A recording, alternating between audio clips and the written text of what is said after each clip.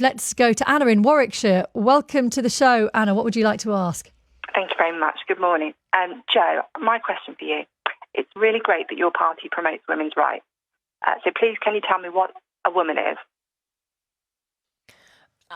I know. I don't think we can conduct this debate with, Sorry, have I offended you in some way? No, it's just... I just... A woman can't have a penis. I don't think that discussing this issue in this way helps anyone in the law. This question refuses to go away. In fact, it is more prevalent than ever, stymieing politicians and other public figures. No one seems to be able to answer it, and it is at the center of one of the major current culture wars.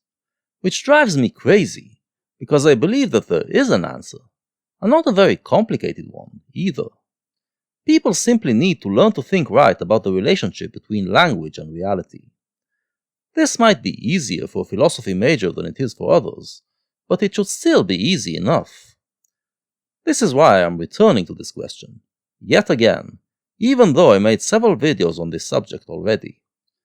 But I don't believe I ever directly answered the question, what is a woman? So this video will provide the answer.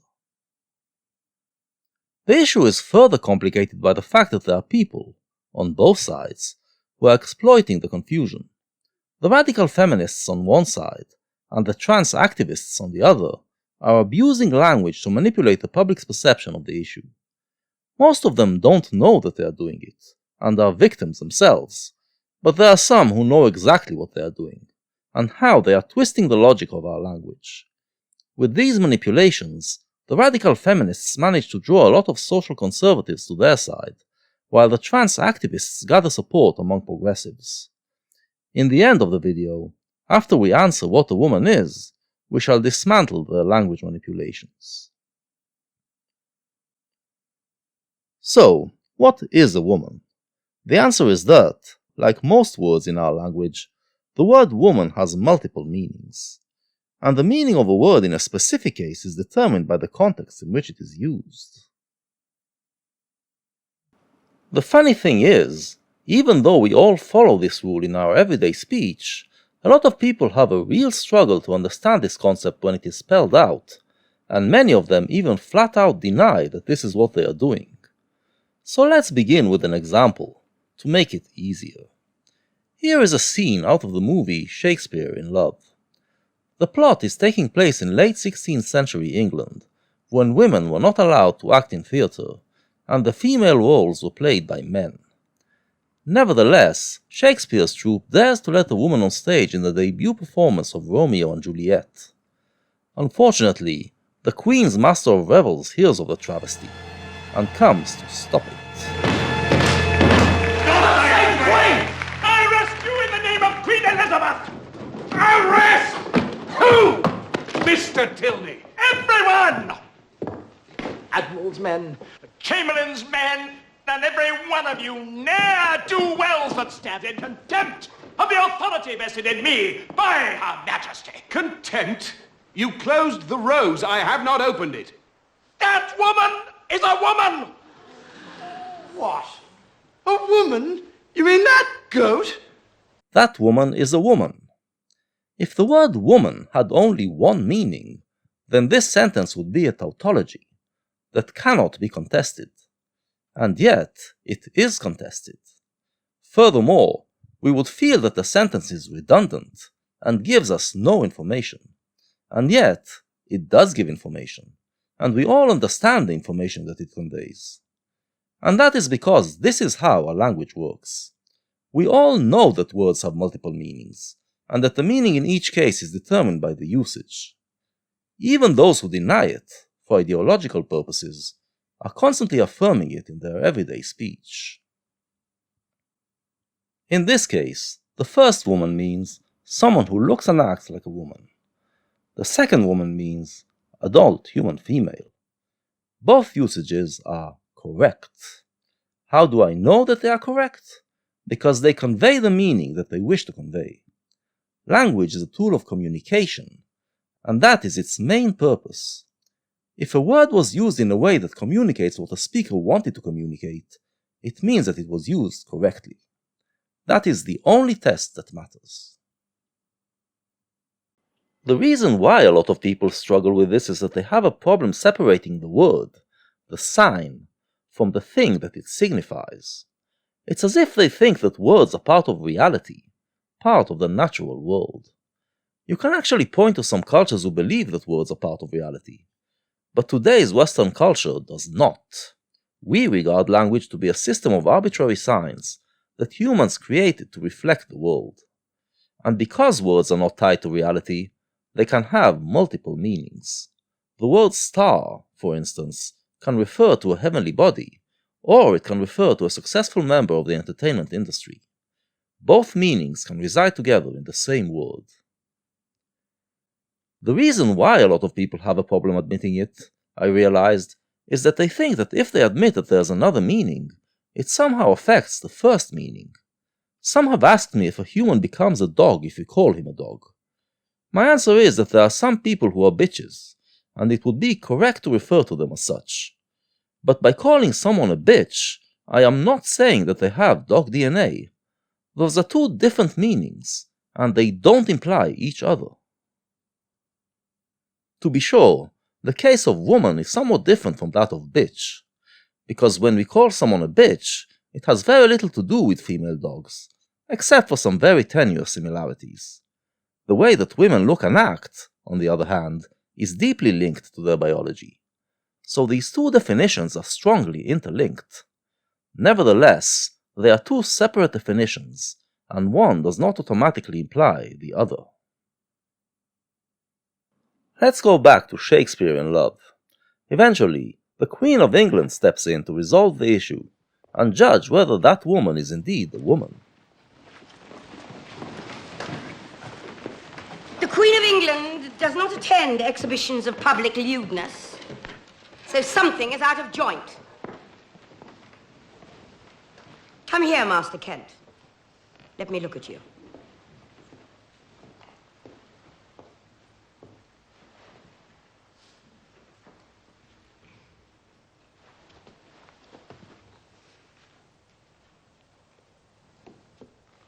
Yes, the illusion is remarkable. And your error, Mr. Tilney, is easily forgiven. But I know something of a woman in a man's profession.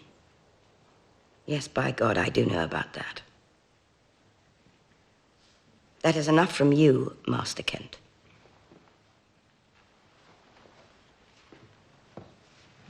The actress looks like a woman, but acts like a man, to create the pretense that she is a man playing a woman's role.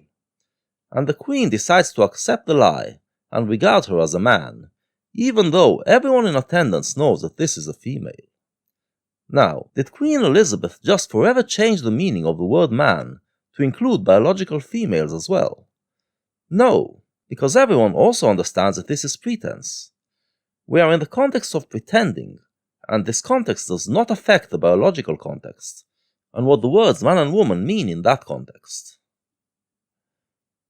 Another phenomenon I encountered is people believing that, if we admit that words have multiple meanings, we thereby claim that they have infinite meanings, or that they can mean anything one wants them to mean. Again, nonsense. If I say that a star can mean either a heavenly body or a famous entertainment person, it does not imply that it can also mean a piece of cheese. Words can gain new meanings over time, but there's a long cultural process they have to go through before it happens, before the new meaning becomes commonplace enough to be used in everyday settings. Language is not threatened by the fact that words have multiple meanings. Now, let's take another example. Is this a woman? If you said yes, then A, you are correct, and B, you just admitted that a woman doesn't have to be an adult human female, because this is not made out of XX chromosomes, but out of zeros and ones. It is a JPG file.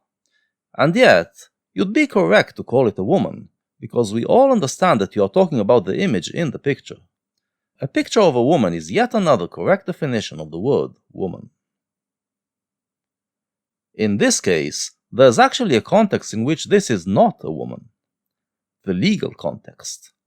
This is Lauren Southern, who back in 2016 to prove a point, went and changed her legal gender definition to a man, showing that the Canadian system ridiculously allowed her to do so within 1 day.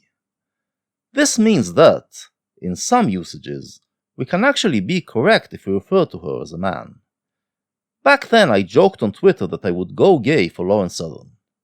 This joke only works if you know that she can legitimately be called a man.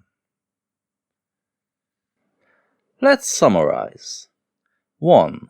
Words have multiple meanings, but they don't mean anything you want them to mean, just what has already been agreed upon by the speakers of that language.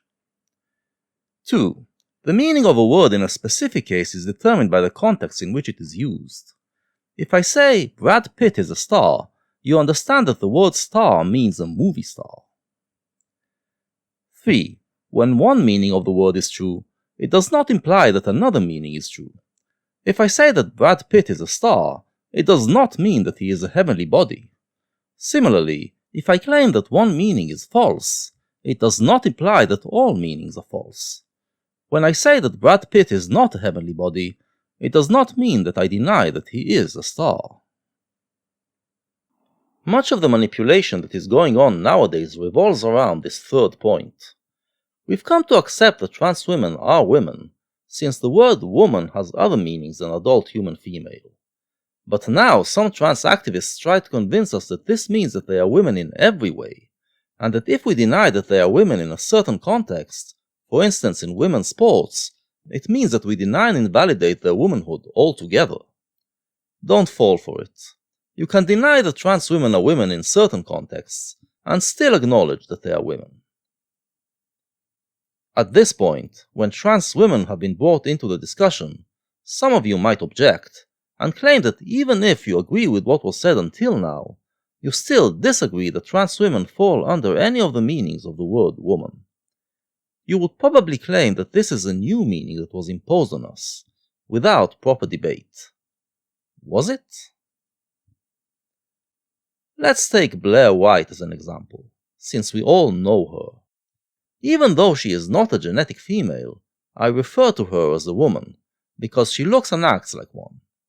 And, as we recall, we've already established it as one of the possible meanings of the word woman.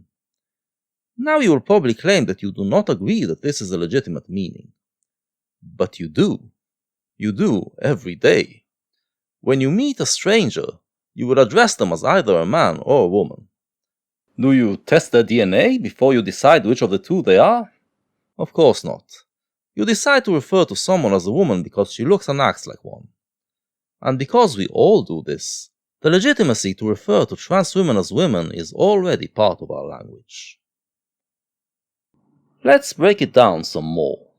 When a man puts on a dress, is he a woman? Answer: it depends on the context. Sometimes, a man in a dress can be referred to as a woman. If Bob is dressed in drag for Halloween, and hanging out with a bunch of dudes wearing men's clothes, and you ask me, where's Bob? I might point to him and say, he is the woman over there, and you will understand who I am talking about. This means that I use the word correctly.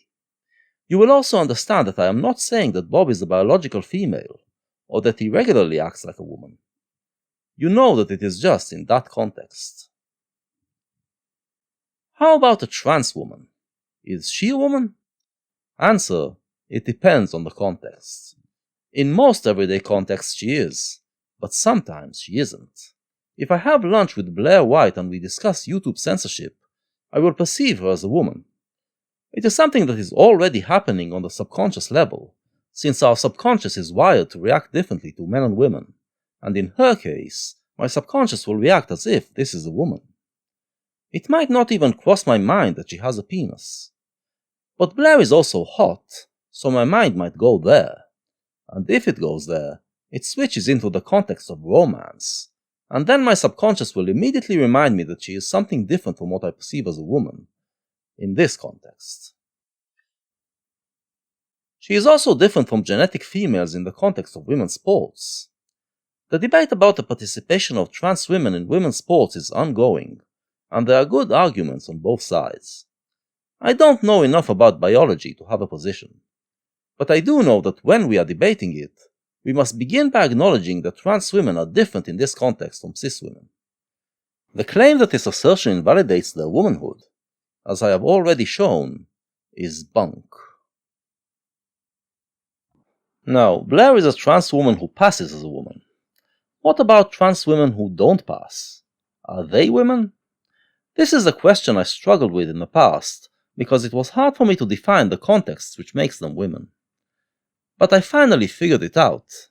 If I personally know a genetic male who feels like a woman on the inside, and I become acquainted with that inner self of theirs, then I will perceive her as a woman. This is how we are with our acquaintances. The more we know them, the more we perceive them not by their external traits, but by their inner world. However, while I should perceive her as a woman if I am a friend, strangers have no obligation to do so. Strangers perceive you by your external traits, and if you look and act like a man, that's what you are to them. You don't get to demand that they ask you what your gender is before they address you. You don't get to blame them for misgendering you. You don't get to force them to use your pronouns. Learn to accept that this is how the world perceives you.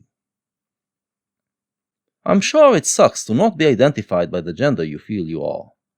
But you are not unique in this frustration. I, for instance, believe myself to be one of the world's top scholars on Nietzsche's philosophy.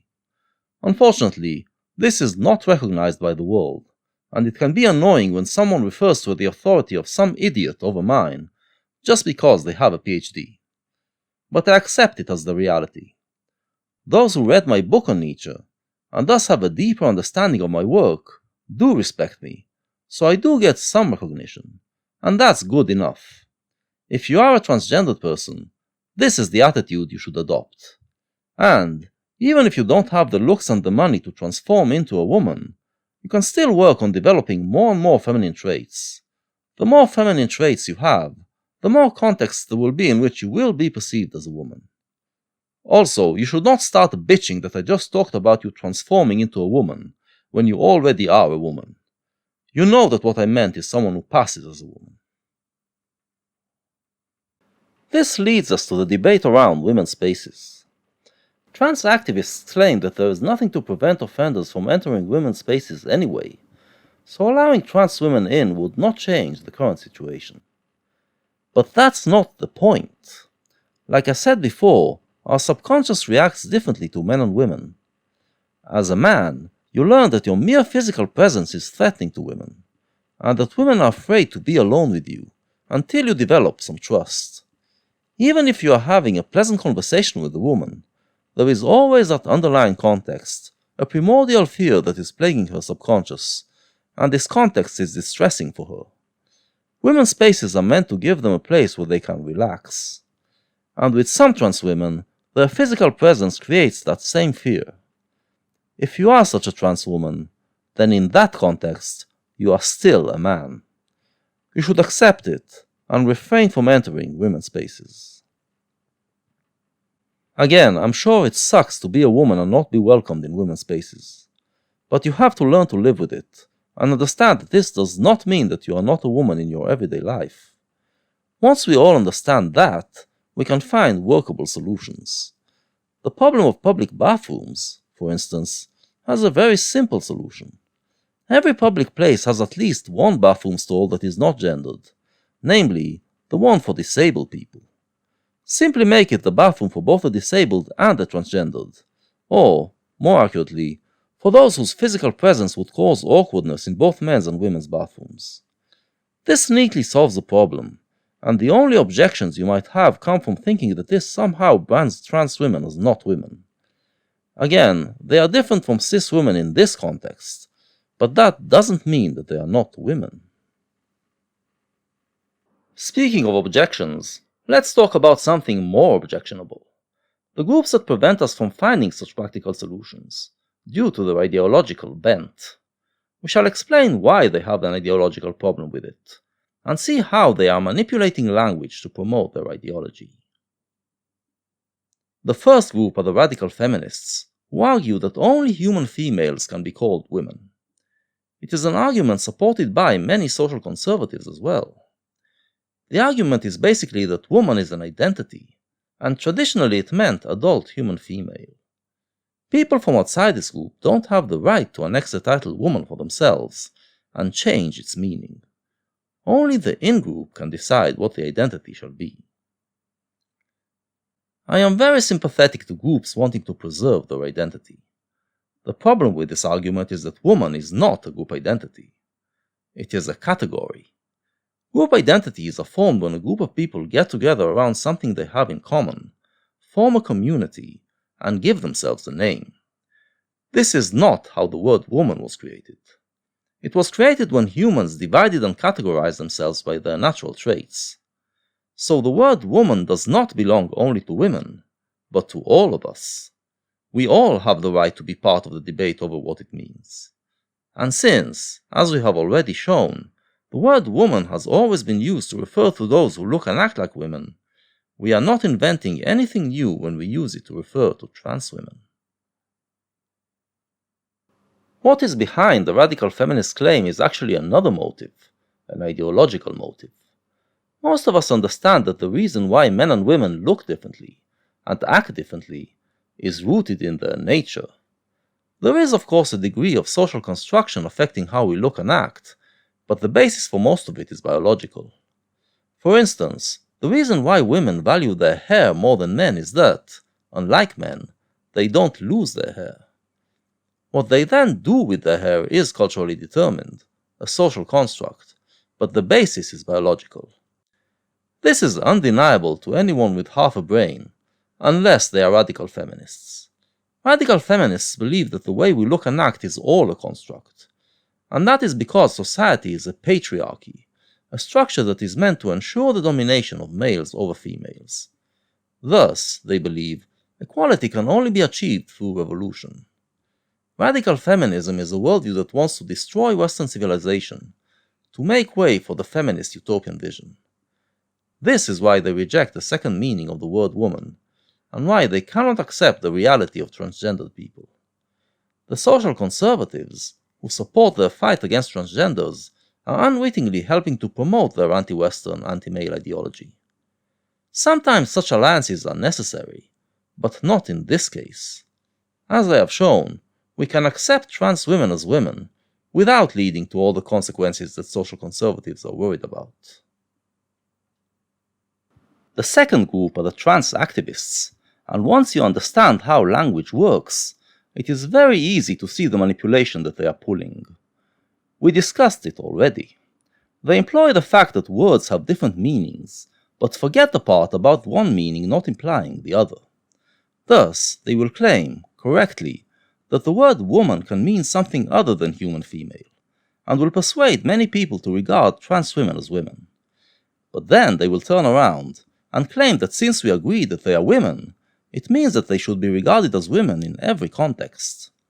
They even turn it into a human rights issue, and claim that if we don't always accept them as women, we are violating their right for self-determination.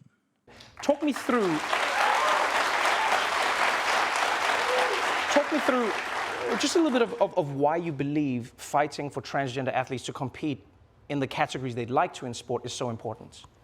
So it's a fundamental tenet of the Olympic movement that sport is a human right. So in their Olympic charter, in their fourth fundamental principle of Olympism, they say participation in sport is a human right, and they mean that at the competitive level. Mm-hmm. So this issue, people like to say that it's a complicated issue, and I don't actually think it is. I think it's very simple.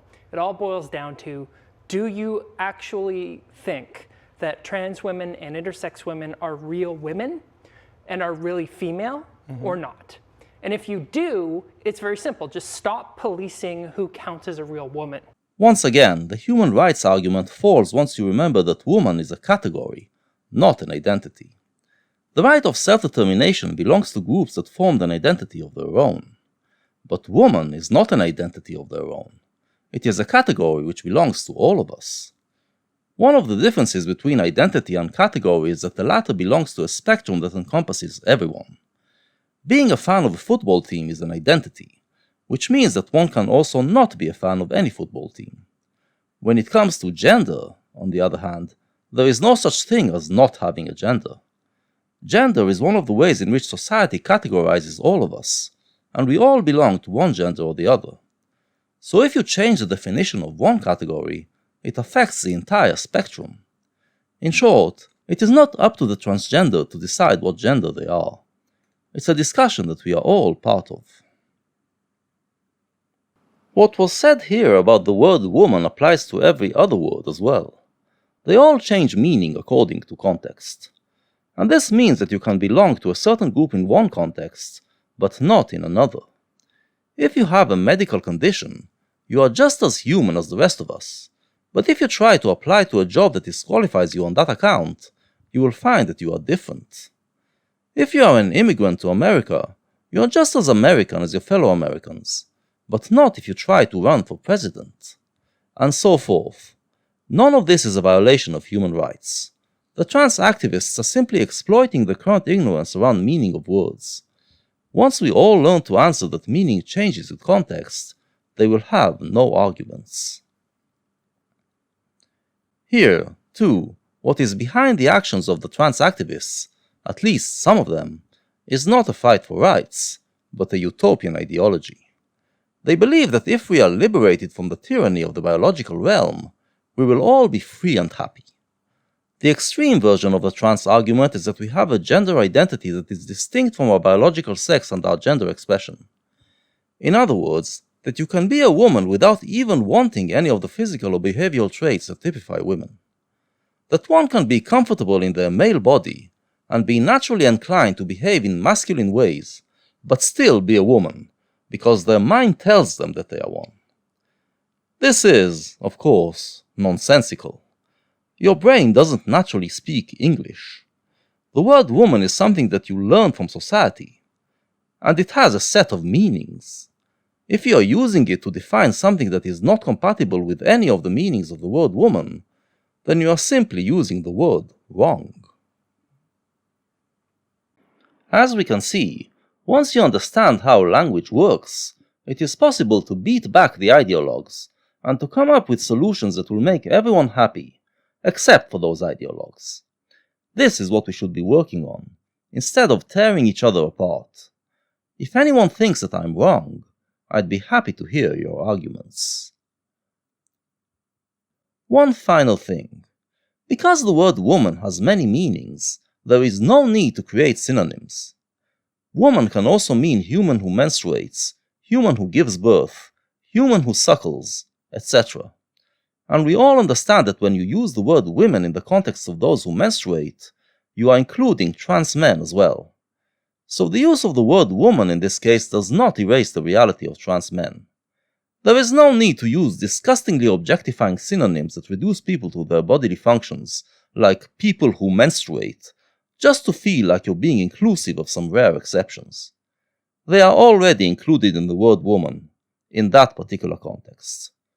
Learn how our language works, and stop abusing it.